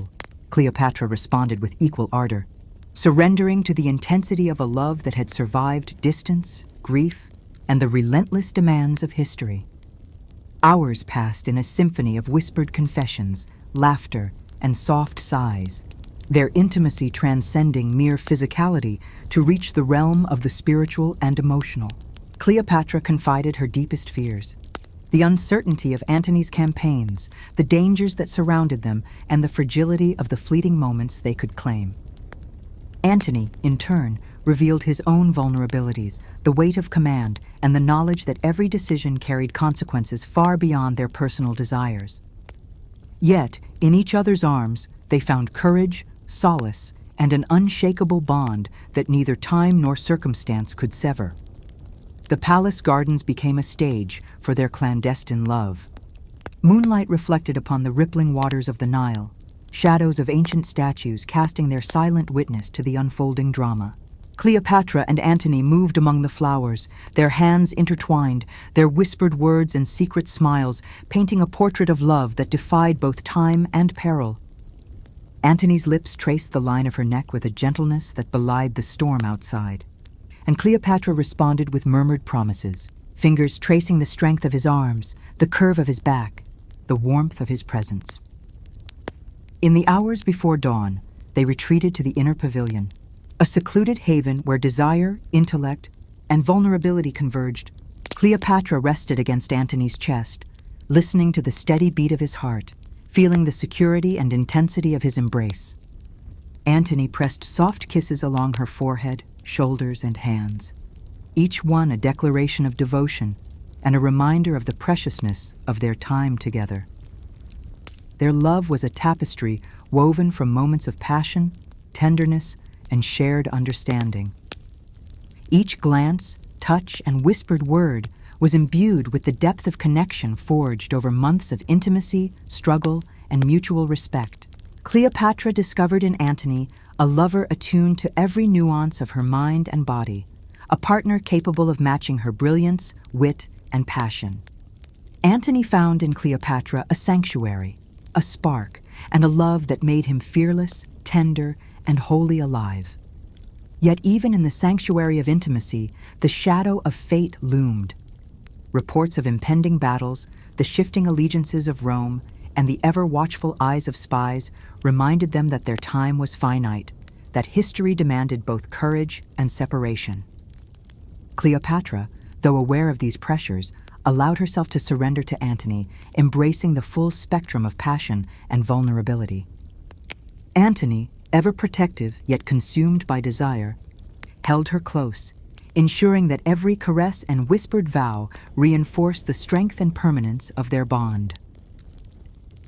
As night deepened, they explored each other's hearts and bodies with a reverence and intensity unmatched by any prior experience. Cleopatra's fingers traced patterns across Antony's chest and shoulders, memorizing each detail, while Antony's lips followed with delicate urgency, each kiss a vow of fidelity and a declaration of love. They spoke of dreams, fears, and hopes, of victories and failures, intertwining the practical with the emotional, the mortal with the eternal. In the quiet hours, Cleopatra pressed her lips to Antony's, whispering, "Whatever comes, know that I am yours, in every sense, in every heartbeat, in every breath." Antony held her tighter, murmuring back, "And I, Cleopatra, am yours, wholly, eternally, against the tide of the world and the march of time." The Nile, eternal witness, mirrored the silvered glow of the moon upon the lovers' entwined forms, reflecting their passion, devotion, and the fleeting perfection of their shared moments. The palace walls, silent but eternal, absorbed their whispers and sighs, carrying them into eternity. Cleopatra and Antony existed in a world where only their hearts, minds, and bodies mattered, a sanctuary against history, duty, and the relentless march of fate. As dawn approached, painting the sky with soft pink and gold, Cleopatra and Antony lay entwined, the weight of their love pressing against the inevitability of the outside world. They held each other with a fervor born of urgency, passion, and deep emotional resonance, knowing that the coming hours would demand both courage and sacrifice. Yet in that fragile space, every heartbeat, every touch, and every whispered vow was a defiance of circumstance, a testament to the enduring power of love amidst chaos. Their final night together became a ritual of intimacy and devotion. Cleopatra traced Antony's features, memorizing them, pressing kisses along his shoulders, neck, and hands. Antony returned her gestures with equal intensity, holding her as if to protect not only her body, but her spirit. Every glance, sigh, and caress was amplified by the knowledge that these moments were both eternal and fleeting. A paradox of love forged in adversity. And so, Cleopatra and Antony embraced the last hours of their love with abandon, vulnerability, and an intensity unmatched in their lives. Every sigh, every whispered word, every lingering touch became a sacred promise, a celebration of the passion that had grown between them, and a defiance of the relentless currents of history. In these moments, Cleopatra and Antony were not queen and general, ruler and soldier, but two souls fully, irrevocably intertwined, a love that would echo through the annals of time, immortalized by devotion, desire, and the indomitable spirit of the last queen of the Nile. Cleopatra and Mark Antony, passion and peril. The sky over Alexandria was painted in muted shades of crimson and gold, signaling the approach of dusk and the tense calm before another storm. Cleopatra moved through the palace corridors with a measured pace, every step echoing against the marble, her mind a whirlpool of anticipation, desire, and caution. The Nile shimmered below, reflecting the dying light and the silent gravity of the evening. Antony was expected back from yet another reconnaissance, the shadow of impending conflicts trailing him like a silent omen. Yet Cleopatra's heart fluttered with the same fevered anticipation she had felt in every prior reunion. When Antony finally appeared, his form silhouetted against the fading light, Cleopatra felt a rush of longing that both steadied and consumed her. He crossed the threshold, shedding the symbolic weight of armor and command, yet carrying the intangible burden of loyalty, ambition, and duty. Cleopatra's hands rose instinctively to meet his, and the connection, electrifying, urgent, and tender, was immediate. "Cleopatra," Antony said, his voice a low mixture of longing and intensity. "Each return feels like a miracle. The world threatens, history presses, yet here we are, alive in this moment, together." Cleopatra's fingers intertwined with his, her lips brushing his in a kiss that spoke of months of longing, the intensity of desire and the reassurance of intimacy. "And yet," she whispered, "even this sanctuary, these hours, are fragile. History waits outside, relentless, unforgiving." Their reunion quickly evolved into a symphony of intimacy.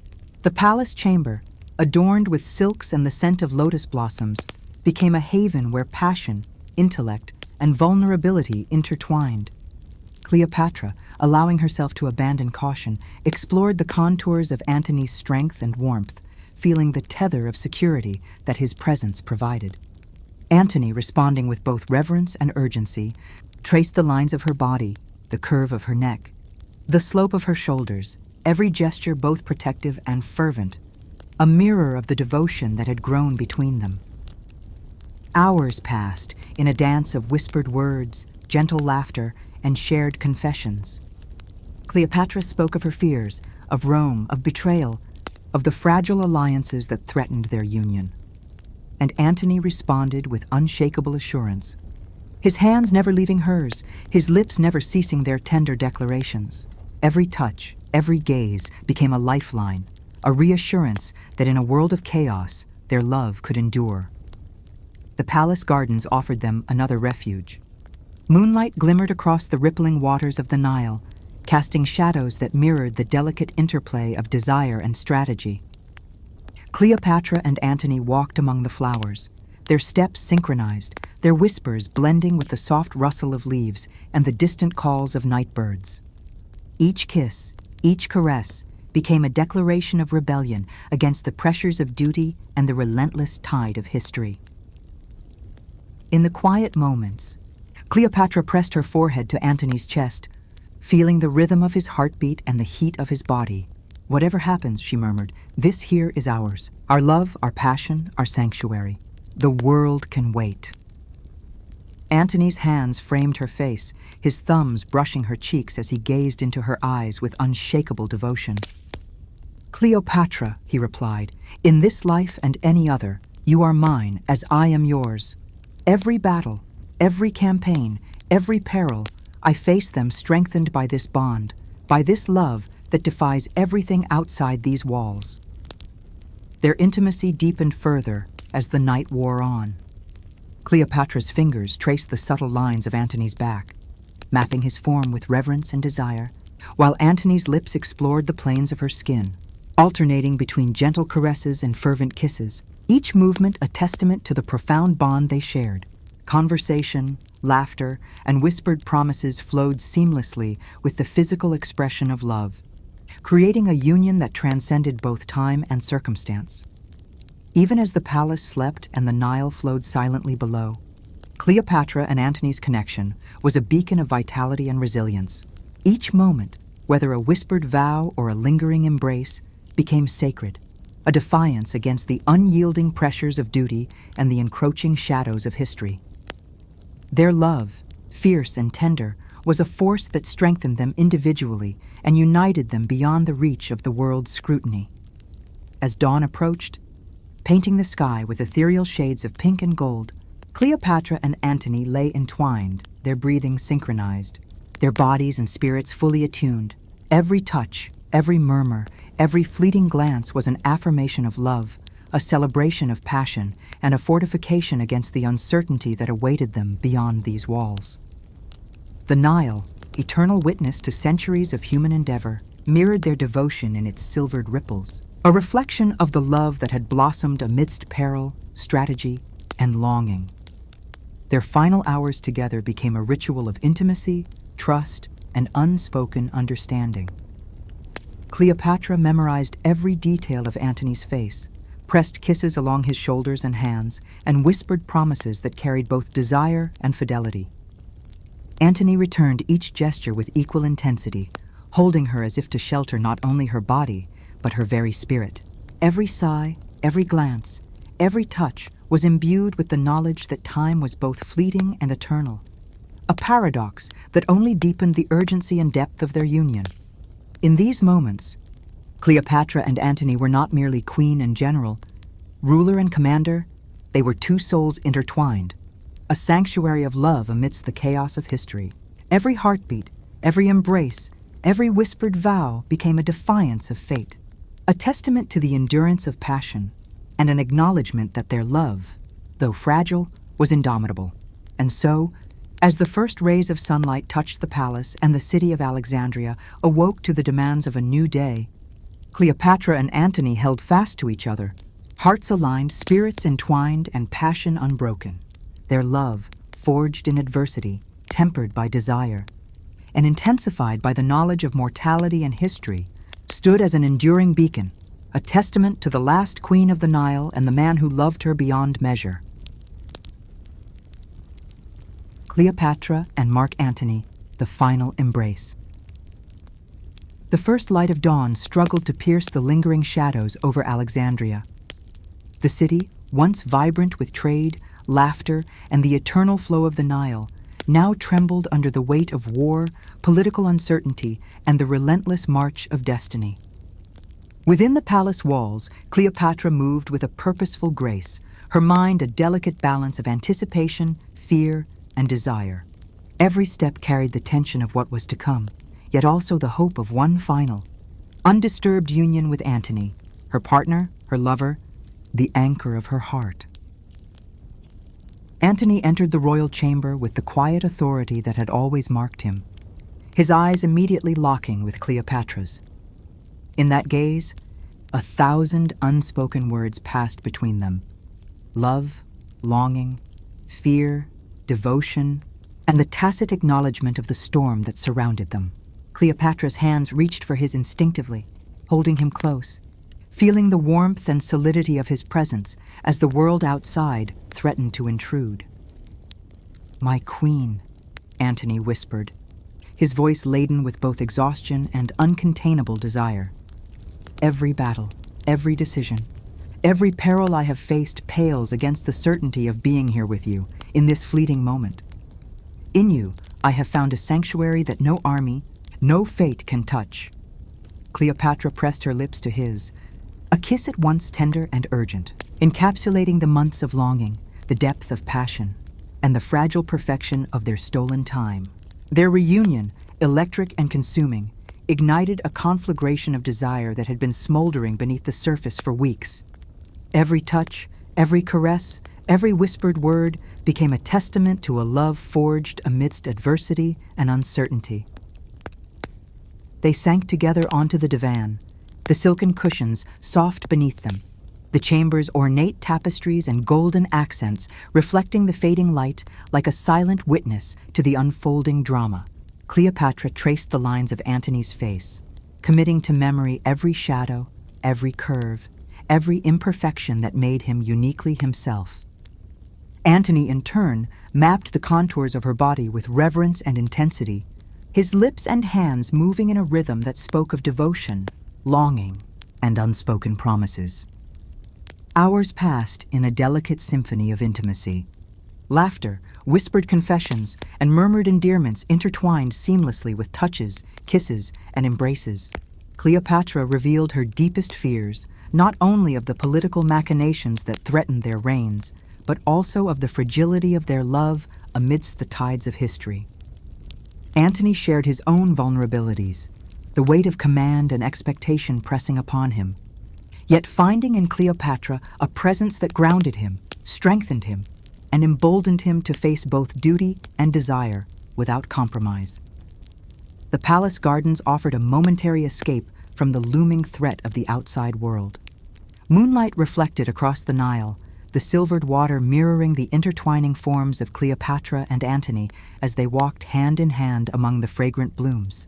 Every touch, every glance, every murmured word became an assertion of their devotion, a defiance against the relentless currents of fate.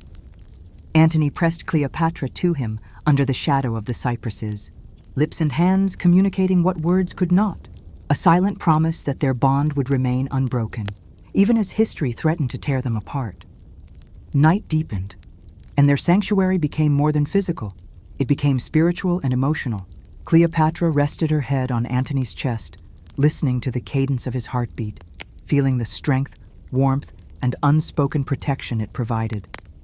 Antony's hands moved over her with reverence, each caress a silent vow, each kiss an affirmation of a love that had survived distance, political intrigue, and personal loss.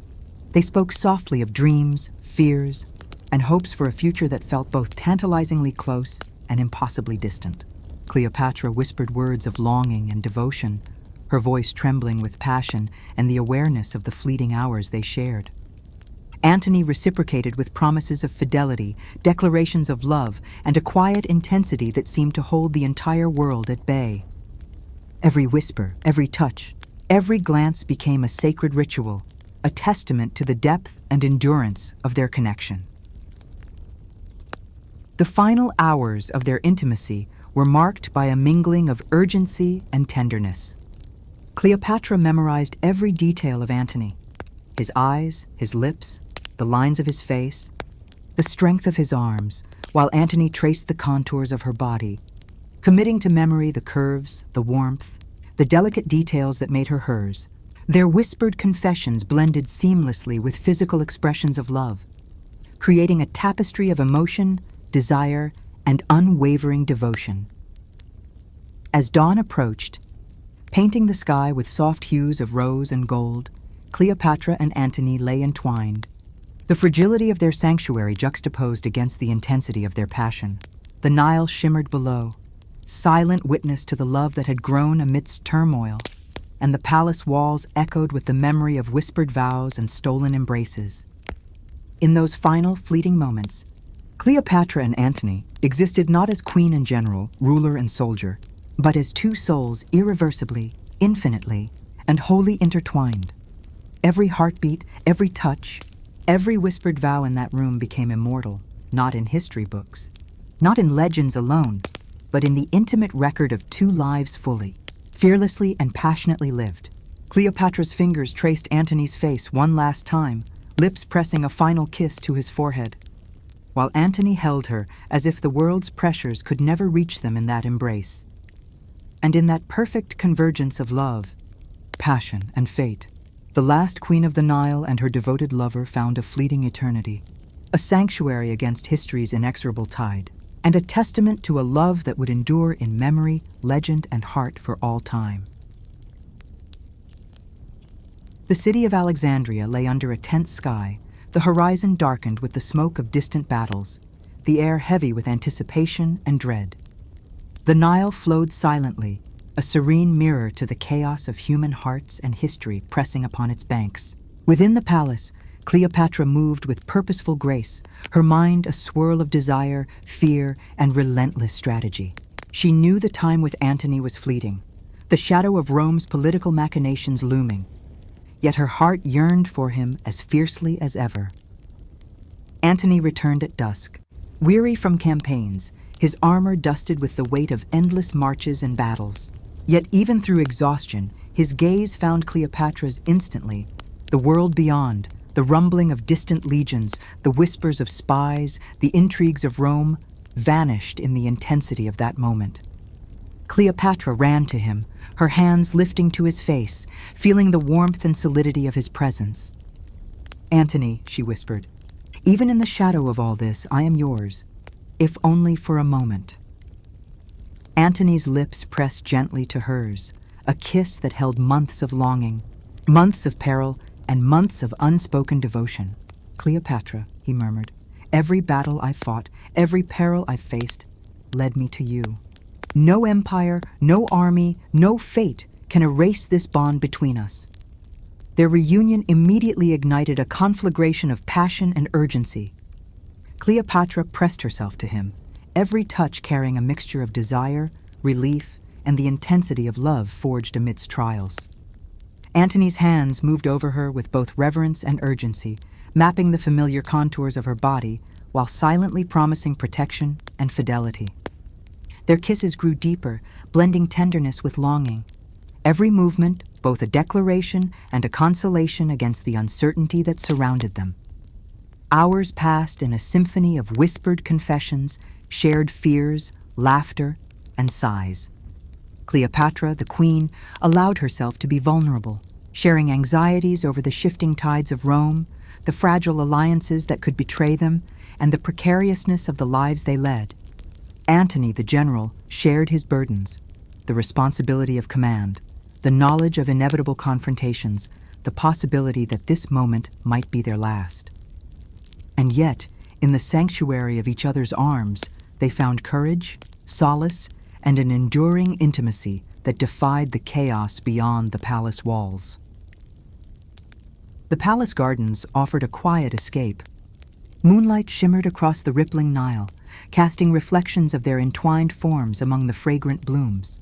Each kiss, each embrace, became a quiet defiance of fate, a declaration that love could exist even when history threatened destruction. Antony pressed Cleopatra to him under the shadow of cypresses, their breaths mingling, hands exploring, whispers of devotion carried away by the night air. The night deepened, yet their connection transcended physicality. Cleopatra rested against Antony's chest, listening to the cadence of his heartbeat, feeling the strength and warmth that grounded her. Antony's lips traced delicate paths across her shoulders and arms, each kiss an affirmation, each touch a vow of devotion. They spoke of dreams, of futures that might never be, and of a bond that no political intrigue could sever. Dawn approached with the gentle blush of pink and gold over the horizon. Cleopatra and Antony remained entwined, savoring the fleeting sanctuary of their union. The Nile reflected the silver light of the rising sun. The city stirred with preparations, and the palace walls, though silent, bore witness to the profound intimacy of the couple. Every heartbeat, every caress, every whispered vow became a testament to a love that history could not erase. Yet the world beyond the chamber loomed relentlessly. Reports of enemy advances, political pressures from Rome, and shifting allegiances demanded action. Cleopatra, aware of the stakes, balanced desire with prudence, passion with strategy. Antony, feeling the tension of responsibility and the pull of longing, held her tighter, seeking to etch every moment into memory. Their love, as intense as it was tender, became both shield and weapon, fortifying courage and defiance against the relentless tide of history. Their final hours of intimacy were marked by a blend of urgency and reverence. Cleopatra traced Antony's features with meticulous care, committing every detail to memory. Antony reciprocated, holding her as if to preserve her essence against the encroaching shadows of destiny. Their whispered vows, interwoven with kisses and tender caresses, were a sacred ritual, a testament to the depth and resilience of their love. In these moments, Cleopatra and Antony existed beyond titles, armies, and empires. They were two souls fully entwined, hearts beating in tandem, spirits interlaced, defying the encroaching chaos. Every glance, every sigh, every touch became immortalized in memory and in the silent witness of the Nile. Their love, though shadowed by fate and politics, remained untouchable, pure, and extraordinary. As sunlight gilded the palace and Alexandria stirred to life, Cleopatra and Antony held each other with a fervor born of both passion and fear. Their connection, forged in adversity, strengthened through longing, and intensified by the awareness of mortality and destiny, stood as a living testament to the power of love amidst chaos. Every heartbeat, every embrace, every whispered word became sacred, an eternal echo against the impermanence of the world around them. In this final chapter, their union, physical, emotional, and spiritual, stood as a defiance of history's relentless march. Cleopatra and Antony, last of their kind, found solace, intensity, and eternity in each other, even as the world demanded courage, sacrifice, and acceptance of the impermanent. Their love would endure in legend, in memory, and in the silent reflections of the Nile, a story of devotion and passion unmatched, a testament to the last queen of the Nile and the man who loved her beyond all measure. The sun had barely crested the horizon when Alexandria awoke, its streets humming with activity, its citizens unaware of the private storm that raged in the palace. The scent of incense and lotus filled Cleopatra's chambers, mingling with the palpable tension that had gripped the royal court for days. News from Rome had arrived, the tide of political intrigue growing ever more relentless. Yet Cleopatra's mind was singularly focused on Antony, whose presence in the palace had become the anchor of her spirit amidst uncertainty and chaos. Antony entered the chambers, armor removed, revealing the marks of recent campaigns, dust, faint scars, and the undeniable weight of command. Cleopatra's eyes sought his immediately, her heart leaping at the sight of him. And the world outside, the murmur of advisors, the distant echoes of soldiers, the shadow of Rome's ambitions, faded into insignificance. "Antony," she whispered, her voice trembling between relief and longing, "the hour is upon us. yet I fear nothing while you are here." Antony's hands framed her face, thumbs brushing against her cheeks, eyes locking with hers in a gaze that held both desperation and devotion. "Cleopatra," he murmured, "every battle, every peril, every command has brought me here, to you. Nothing in this world or beyond could sever the bond we share. In you, I have found not only love, but a reason to endure, to fight, and to defy fate itself." Their reunion quickly transformed into a torrent of intimacy. Cleopatra pressed against him, every touch laden with desire, urgency, and the depth of months spent apart. Antony responded with equal intensity, mapping the familiar contours of her body with reverence and fervor, each caress and kiss an affirmation of both passion and devotion. Their love, long nurtured under the shadows of political intrigue and the pressures of empire, now burned with an intensity heightened by the knowledge of its precariousness. Hours passed in a dance of whispered words, laughter, sighs, and tender exploration. Cleopatra shared her fears, the shifting alliances of Rome, the encroachment of rival forces, and the fragility of their reign. Antony responded with both strategic insight and emotional reassurance, blending the languages of governance and intimacy, of duty and passion. Every glance, every caress, every word was a reinforcement of their bond, a defiance against the relentless tide of history. The palace gardens, bathed in moonlight, became a stage for their clandestine union. Shadows of cypresses danced across the Nile's silvered surface, the air thick with fragrance and the tension of impending conflict. Cleopatra and Antony walked among the blooms, hands entwined, their whispers and touches a delicate rebellion against the pressures beyond the walls. Each kiss, each embrace, each soft murmur of desire and devotion became a sacred ritual, a sanctuary from the inexorable march of fate. Even in these stolen moments, strategy and reality intruded. Cleopatra spoke of alliances that must be managed, troops that required deployment, and emissaries who carried messages from Rome. Antony, ever alert to both her needs and the demands of command, balanced the urgency of duty with the depth of their intimacy, ensuring that their time together fortified both love and leadership. Their conversations blended the intellectual with the emotional, the political with the personal, creating a tapestry of connection that was as profound as it was necessary for survival. In the quiet hours before dawn, Cleopatra rested her head upon Antony's chest, listening to the steady rhythm of his heartbeat. "Whatever comes," she whispered, "know that I am yours in every moment, in every breath, in every heartbeat."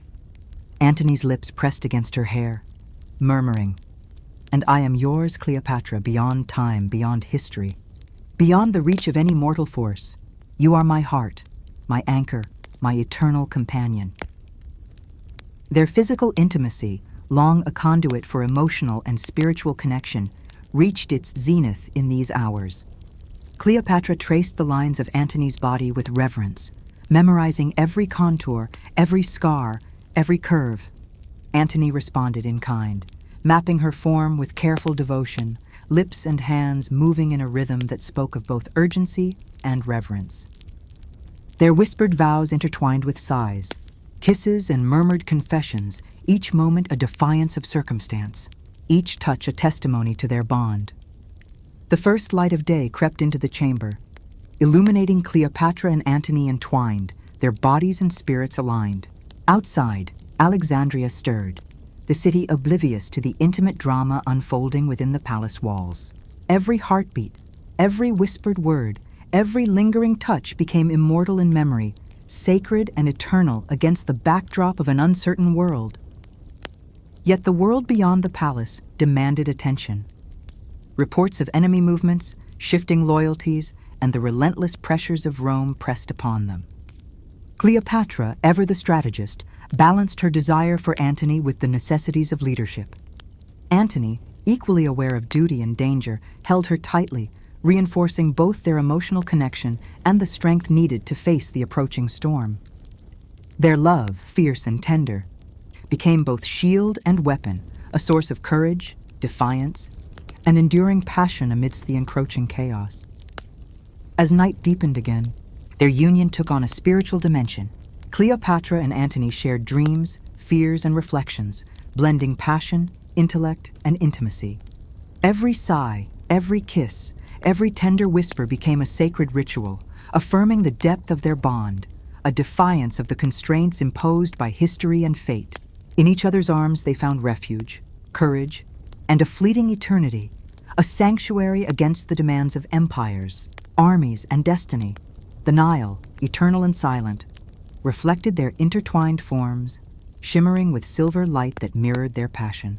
Cleopatra and Antony, sovereign and general, lovers and companions, existed in a timeless moment where only heartbeats, sighs, and whispered vows mattered. Every touch, every glance, every expression of love became a legacy, immortalized in the memory of the river, the palace, and their hearts. As dawn broke once more, Cleopatra and Antony lay entwined, savoring the final hours of intimacy and emotional connection before the exigencies of the world intruded. Their love, tested by distance, duty, and peril, stood unbroken, resilient, and radiant. Every embrace, every whispered promise, every lingering kiss became a testament to a bond that transcended the ordinary. An extraordinary love forged in fire, desire, and unwavering devotion. And thus, Cleopatra and Antony faced the approaching storm of history together, lovers, confidants, allies, and warriors united not only by passion, but by the indomitable strength of their hearts. Their connection, physical, emotional, and spiritual, became a sanctuary of eternity amidst impermanence, a defiance of fate, and a legacy of the last queen of the Nile and the man who loved her beyond measure. The city of Alexandria shimmered under the morning sun, a radiant facade over a world poised on the precipice of history. The streets buzzed with merchants, soldiers, and citizens, unaware of the private storm that brewed within the palace walls, a storm of love, loyalty, ambition, and looming tragedy. Cleopatra, the last sovereign of the Nile, moved with measured grace through her chambers, every step resonating with both urgency and contemplation. Today was not merely another day of governance. It was a culmination of all the forces that had shaped her life. The relentless tides of Rome, the devotion of Antony, the weight of empire, and the impermanence of human endeavor. Antony entered, weary but resolute, his figure casting a long shadow across the sunlit floor. The dust of campaigns clung faintly to his robes, a reminder of distant battles and relentless duty. Yet his eyes, searching immediately for Cleopatra's, reflected a deep intensity that transcended exhaustion. Cleopatra's heart leapt at the sight of him, her fingers trembling slightly as she reached for his hand. "Antony," she whispered, "whatever awaits us beyond these walls, whatever history demands, I am yours." Antony pressed a kiss to her brow, holding her hands as if to convey the weight of his soul through touch alone. "Cleopatra, every battle I've fought, every peril I've faced, every decision that bent the course of empires, led me to this, the certainty that in you I have found my sanctuary, my heart, my eternal companion." Their reunion sparked a conflagration of intimacy, heightened by the knowledge that each stolen moment might be their last. Cleopatra pressed herself to Antony, every touch heavy with longing, relief, and the intensity of love forged in adversity. Antony's hands traced the familiar contours of her body with reverence and hunger, lips leaving trails of devotion and whispered promises. Each kiss became both an expression of desire and a pact of fidelity, a rebellion against the inexorable march of fate. Hours passed in a delicate interweaving of emotional and physical communion. Cleopatra shared her fears, the looming threat of Rome, the fragile loyalties of their allies, and the uncertainty of the battles yet to come. Antony, in turn, revealed his burdens as a commander and lover, the tension of responsibility mingling with the vulnerability of passion. Every word, every glance, every caress reinforced their bond, a sanctuary against the storms beyond the palace walls. The palace gardens offered a temporary reprieve from the encroaching weight of history. Moonlight danced across the rippling waters of the Nile, shadows of cypresses bending and swaying as though in silent witness to their union. Cleopatra and Antony, walked among the fragrant blooms, hands intertwined, whispers and touches blending into a symphony of devotion. Every kiss, every embrace became an act of defiance, a sacred assertion of the love that had survived distance, war, and political machinations. Even in these moments of private sanctuary, reality intruded. Reports of enemy maneuvers, political demands from Rome, and shifting alliances reminded them that their time was finite. Cleopatra, ever the strategist, balanced longing with prudence, ensuring their union strengthened both love and leadership. Antony, equally alert, harmonized boldness with care, passion with restraint, honoring Cleopatra's sovereignty while cherishing their bond. The night deepened, and the palace walls absorbed the echoes of whispered confessions, laughter, and sighs. Cleopatra rested her head on Antony's chest, listening to the cadence of his heartbeat, a steady rhythm anchoring her in the turbulent sea of circumstance. Antony's hands traced delicate paths along her back, shoulders, and arms, a physical articulation of vows too profound for words alone. Their intimacy transcended the carnal, merging with the emotional and spiritual, each gesture a testament to the depth and permanence of their love. As dawn approached, Cleopatra and Antony remained entwined, the fragile hours of dawn stretching into a profound eternity. The Nile, eternal witness to centuries of human ambition and longing, mirrored their intertwined forms, reflecting the silvered light of rising day and the quiet intensity of a love unbroken. Every heartbeat, every kiss, every whispered promise became immortal, a defiance of both time and circumstance. Yet the demands of destiny pressed inexorably upon them. News arrived of the advancing forces of Octavian, the shifting tides of allegiance, and the inevitable confrontation that would decide the fate of empires and hearts alike. Cleopatra, ever astute, prepared herself with both strategic precision and personal resolve. Antony, knowing the stakes, steeled himself, his mind balancing the immediacy of duty with the ache of imminent loss. Their final hours together became a ritual of devotion, combining physical intimacy with profound emotional resonance. Cleopatra traced Antony's face with meticulous care, committing each detail to memory. Antony's lips and hands responded in kind, each kiss, each caress a vow to preserve her essence and the bond they had forged against all odds. Their whispered vows intertwined with touches, laughter, and sighs, creating a tapestry of memory and love that would outlast the temporal world. The sun rose fully, bathing Alexandria in a golden light that seemed to sanctify the palace and the lovers within. Cleopatra and Antony, sovereign and general, lovers and confidants, remained intertwined, savoring the intensity of the moment even as the first shadows of fate advanced. Their love had become a fortress, a defiance, and a legacy, an extraordinary testament to devotion and resilience in the face of history's inexorable tide. As the city outside prepared for the confrontation that would seal destinies, Cleopatra and Antony faced each other with unspoken understanding. Every glance, every gesture, every heartbeat was a final affirmation of the bond that had carried them through campaigns, political intrigue, and the turbulence of love tested by history. They kissed once more, long and deep, imprinting the memory of their love upon each other's souls. In the hours that followed, Antony prepared to lead his forces, and Cleopatra readied the palace for the inevitable. Their moments of intimacy became fuel for courage and determination, a reminder that no matter the outcome, their love was eternal. They stood together on the balcony overlooking the Nile, hands entwined, hearts aligned, silently drawing strength from the unbreakable bond they shared. As the final confrontation approached, Cleopatra and Antony's love remained their greatest weapon and their sanctuary. Every embrace, every whispered vow, every glance became an act of defiance against the encroaching chaos. The city, the Nile, and the palace bore witness to their passion, devotion, and courage, a love so profound it transcended mortality.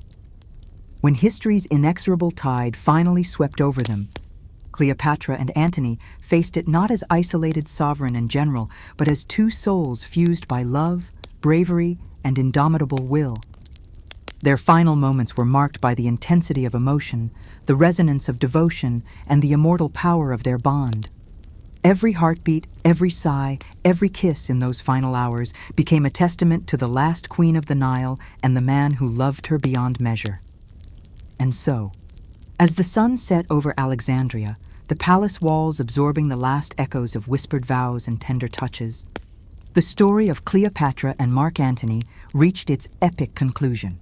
A tale of love forged in fire, of passion tempered by wisdom, of hearts united against the weight of history, and of an enduring legacy that would echo through time. Cleopatra, radiant and resolute, and Antony, steadfast and devoted, left behind not just the memory of empires and battles, but the immortal testament of a love so extraordinary that history itself could not diminish its brilliance. Their story of desire, strategy, courage, and unyielding devotion remains immortal, a beacon of love amidst chaos, a testament to the last queen of the Nile and the man who loved her beyond all reckoning.